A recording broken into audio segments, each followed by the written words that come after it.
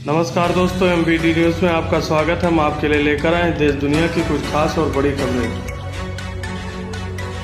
प्रधानमंत्री नरेंद्र मोदी ने बेंगलुरु से 3 और वंदे भारत एक्सप्रेस ट्रेनों को हरी झंडी दिखाई। उन्होंने बहुप्रतीक्षित बेंगलुरु बेलगावी को स्वयं हरी झंडी दिखाई, जबकि श्री माता वैष्णो देवी, कटरा, अमृतसर और नागपुर से पुणे के लिए जाने वाली वंदे भारत सेवाओं की शुरुआत डिजिटल माध्यम से की। इस खास मौके पर प्रधानमंत्री के साथ कर्नाटक के राज्यपाल थावर चंद गहलोत, मुख्यमंत्री सीतारमैया, केंद्रीय रेल मंत्री अश्विनी वैष्णव सहित अन्य लोग शामिल थे।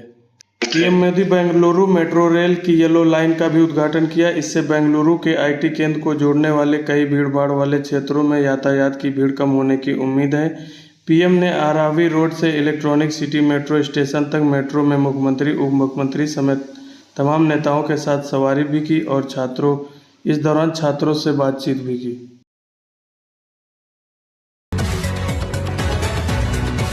मध्य प्रदेश के रायसेन में रेल कोच फैक्ट्री की आधारशिला रखने पहुंचे रक्षा मंत्री राजनाथ सिंह ने अमेरिका के राष्ट्रपति डोनाल्ड ट्रंप पर हमला बोला।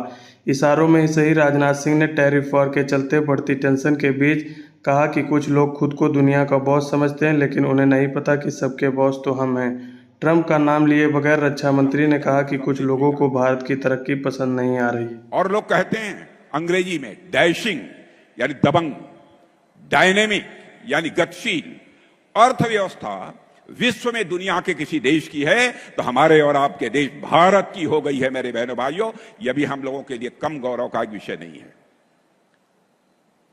कुछ लोग हैं जो भारत का विकास जितनी तेजी के साथ हो रहा है उन्हें रास नहीं आ रहा है, उन्हें अच्छा नहीं लग रहा है। सबके बास तो हम हैं, भारत कैसे इतनी तेजी के साथ बढ़ रहा है। और बहुतों के द्वारा यह कोशिश की जा रही है कुछ ऐसा किया जाए ताकि भारत में भारतवासियों के हाथों से जो चीजें तैयार होती हैं वह दुनिया के दी जा रही है। लेकिन बहनों भाइयों, भारत जितनी तेजी के साथ आगे बढ़ रहा है, मैं पूरे विश्वास के साथ कहता हूं कि भारत को अब दुनिया की कोई ताकत विश्व की एक बड़ी शक्ति बनने से रोक नहीं सकती। विपक्षी दल इंडिया गठबंधन उपराष्ट्रपति पद के लिए संयुक्त उम्मीदवार उतारेगा। कांग्रेस अध्यक्ष मल्लिकार्जुन खड़गे संभावित नामों पर चर्चा कर रहे हैं और इस पर आम सहमति बनाने के लिए विपक्षी दलों से संपर्क कर रहे हैं। रविवार को यह जानकारी दी। खड़गे ने कहा कि विपक्षी गठबंधन में यह प्रबल भावना है कि विपक्षी दलों को नतीजों की परवाह किए बिना मजबूत राजनीतिक संदेश भेजने के लिए मुकाबले से पीछे नहीं हटना चाहिए। उन्होंने कहा कि उम्मीदवार चुनने पर कोई चर्चा नहीं हुई, लेकिन संभावित उम्मीदवारों के नामों पर विचार विमर्श के लिए इंडिया गठबंधन के साझेदारों के बीच बातचीत चल रही है। खड़गे आम सहमति बनाने के लिए विपक्षी दलों से संपर्क कर रहे हैं। उपराष्ट्रपति चुनाव के दौरान जम्मू कश्मीर से राज्यसभा की 4 सीटें खाली होंगी। 17वें उपराष्ट्रपति का चुनाव 15 सितंबर को होगा। केंद्र शासित प्रदेश की 4 सीटें रिक्त हैं क्योंकि निर्वाचन आयोग ने जम्मू कश्मीर में विधानसभा चुनाव होने से लगभग 10 महीने बाद भी रिक्तियों को भरने के लिए चुनाव नहीं कराए।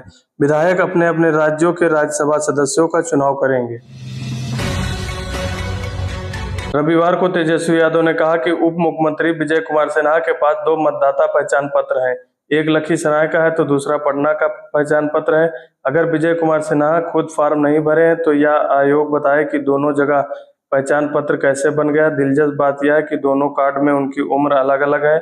इससे साफ है कि SIR की पूरी प्रक्रिया फर्जीवाड़ा है। इलेक्शन कमीशन को आगे करके लोकतंत्र को खत्म किया जा रहा है। SIR बहुत बड़ा फर्जीवाड़ा है। ये बात हम लोगों ने कई बार जो है कहा है, कोर्ट में भी मामला है और हम लोग पूरे प्रमाण के साथ कोर्ट में भी अपनी बात को रखेंगे कि किस तरीके का फर्जीवाड़ा चल रहा है। अब इससे बड़ा उदाहरण क्या हो सकता है कि बिहार के उप मुख्यमंत्री का SIR के बाद भी 2 जगह जो है वोटर लिस्ट में नाम है, पुनरीक्षण के बाद भी और गहन पुनरीक्षण के बाद भी। इससे बड़ा तो कोई सबूत ही नहीं है कि कितना बड़ा फर्जीवाड़ा जो है